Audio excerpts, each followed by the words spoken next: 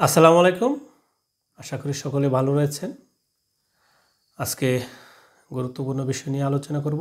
সেটি হচ্ছে গরুকে কি জাউ অথবা বাত বা বাতের মাড়, চিরা এবং চাল জাতীয় যে উপাদানগুলো রয়েছে এগুলো খাওয়ানো যাবে কিনা এবং সেগুলো খাওয়ালে কিভাবে খাওয়াতে হবে এবং কি ক্ষতি হতে পারে বা পার্শ্ব প্রতিক্রিয়া কী সেই বিষয় নিয়ে আলোচনা করব। সাধারণত আমরা সকলে জানি যে মানুষের যে পাকস্থলী এবং গরুর যে পাকস্থলী সেটি কিন্তু এক নয়। মানুষের পাকস্থলী হচ্ছে যে সিঙ্গেল স্টোমাক, অর্থাৎ একটি প্রকোষ্ঠই থাকে, কিন্তু গরুর চারটি প্রকোষ্ঠে বিভক্ত পাকস্থলী। সুতরাং তারা ফাইবার জাতীয় খাবার সহজে হজম করতে পারে এবং সেগুলো ঘাস জাতীয় খাবার সেগুলো সহজে হজম করতে পারে, যা মানুষ পারে না, গরু সেটি পারে। সুতরাং গরু ও মানুষের খাবার কিন্তু হজম করতে পারে না এবং মাঝে মাঝে সমস্যা হয়। সেই ক্ষেত্রে মানুষের খাবার, বিশেষ করে বাত এবং জাউ, সেটি যদি আপনি দেন তাহলে মারাত্মক ক্ষতি হয়ে যেতে পারে, পায়খানা আটকে গরুটি মারাও যেতে পারে। এবং বাংলাদেশে প্রায় বিভিন্ন সময় এই ধরনের অভ্যাসের কারণে অনেক গরু কিন্তু মারা যায় এবং পরবর্তীতে সঠিক চিকিৎসার অভাবে মারা যায়।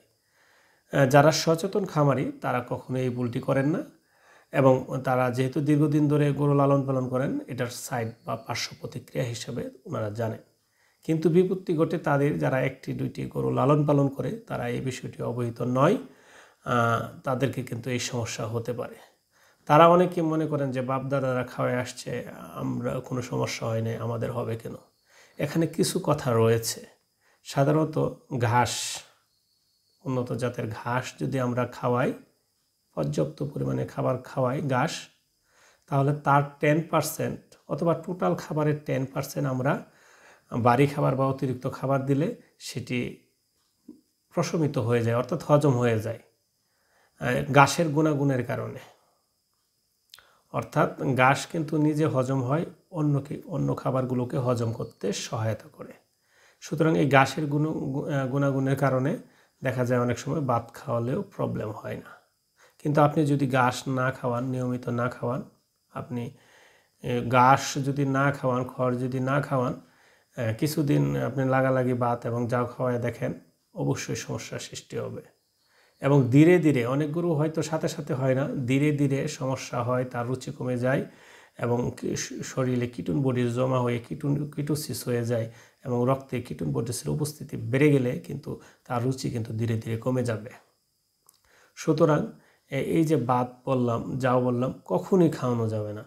অনেক সময়, বিশেষ করে গর্ভবতী গাভীর শেষ পর্যায়ে এবং বাচ্চা দেওয়ার পর 15 দিনের মধ্যে যারা এই ভাত এবং চাল জাতীয় খাবারগুলো খাওয়াবেন, সেই ক্ষেত্রে কিন্তু মারাত্মক সমস্যা হতে পারে এবং ম্যাক্সিমাম গরু কিন্তু ওই সময় মারা যায় এবং মারাত্মক ফুড পয়জনিং হয়ে তার পিএইচ এত নিচে নেমে যায়, যাতে গরুকে চিকিৎসা করার ফলে এত সহজে কিন্তু সেটা ভালো করা যায় না। আবার অনেক সময় আপনার প্রথমেই কিন্তু ভেটেরিনারি চিকিৎসককে ডাকেন না, উপজেলা প্রাণী সম্পদ দপ্তর ও ভেটেরিনারি হাসপাতালে যোগাযোগ করেন না, প্রথমে আপনারা পল্লী চিকিৎসকের শরণাপন্ন হন। তাতে আরও বিপত্তি ঘটে। তারা হয়তো সেটি বোঝার না কারণে, প্রয়োজনীয় চিকিৎসা না দেওয়ার কারণে অনেক সময় কিন্তু বিপত্তি ঘটে।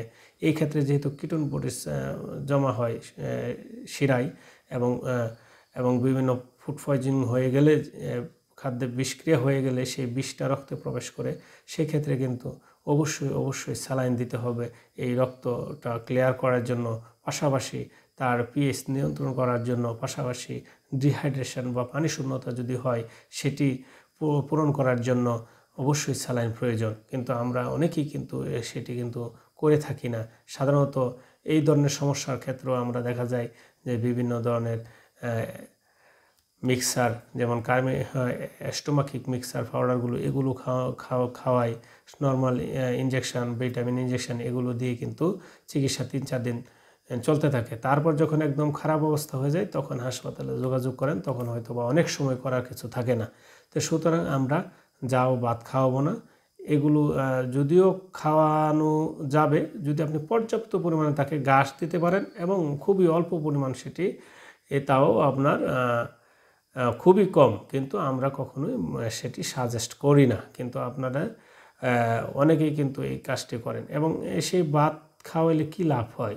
কারণ আপনি দেখবেন ভাত খাওয়ালে কোনো লাভই হয় না, যতটুকু লাভ হয় তার চেয়ে বেশি ক্ষতি হয়। কারণ তার রুচি ধীরে ধীরে কমে যাবে, এবং তার যে এই ফুড পয়জনিং হবে, তাতে তার মাংস উৎপাদন কমে যাবে, এবং একবার অসুস্থ হয়ে গেলে তাকে ভালো করতে বিভিন্ন ওষুধ খাওয়ানো লাগবে, এবং এমনকি মৃত্যু ঝুঁকি রয়েছে। সুতরাং আমরা ভাত এবং জাউ এগুলো কখনোই খাওয়াবো না। অনেকে বেঁচে যান শুধুমাত্র ঘাস খাওয়ানোর ফলে, কিন্তু খাওয়ানো উচিত নয়।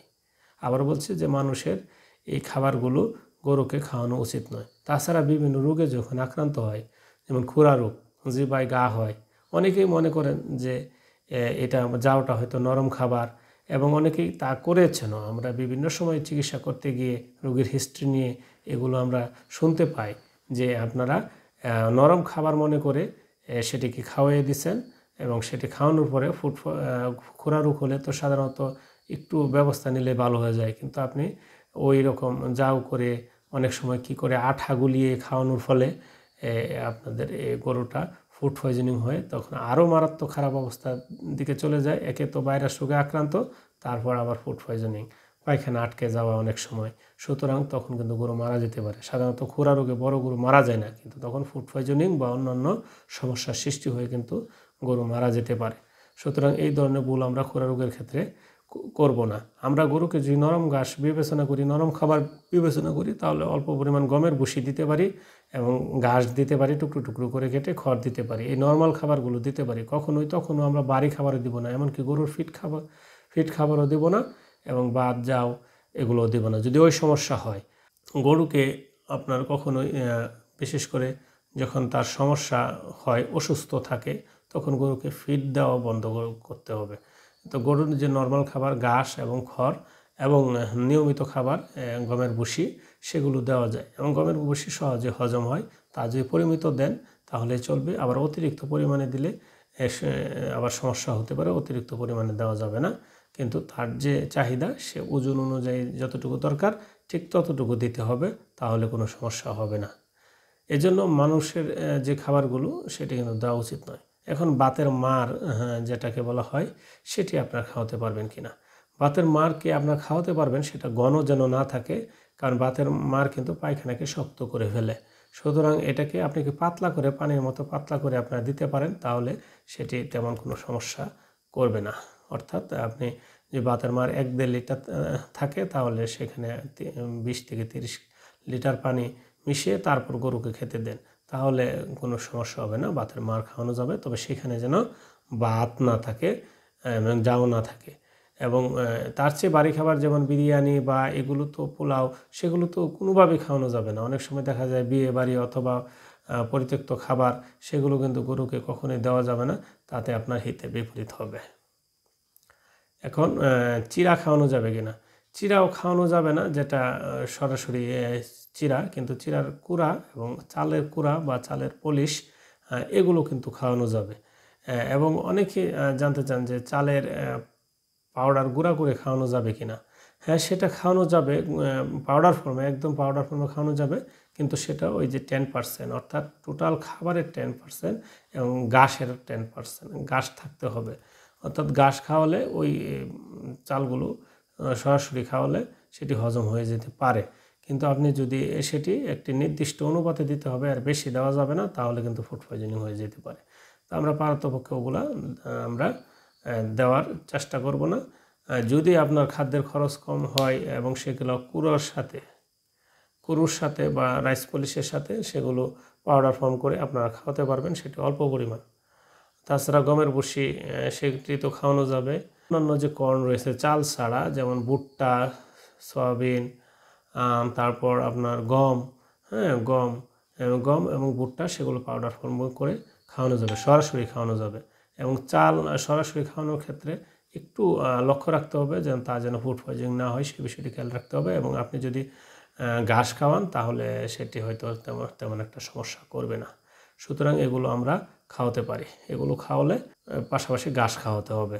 কিন্তু মূলত মানুষের যে খাবারগুলো, সেগুলো খাওয়ানো যাবে না। কোনো সিদ্ধ মানুষের জাউ, ভাত অথবা পোলাও, তারপর আপনার ময়দা এবং আঠা, সরাসরি আঠা, হ্যাঁ, অথবা ময়দা গুলিয়ে খাওয়া রুটি, সেটি কিন্তু গরুকে খাওয়ানো যাবে না। তা খাওয়ালে ফুড পয়জনিং হতে হবে, আপনাকে অনেক ভোগান্তি দেবে, এমনকি গরুটি মারা যেতে পারে। সুতরাং আমরা এগুলো খাওয়াবো না।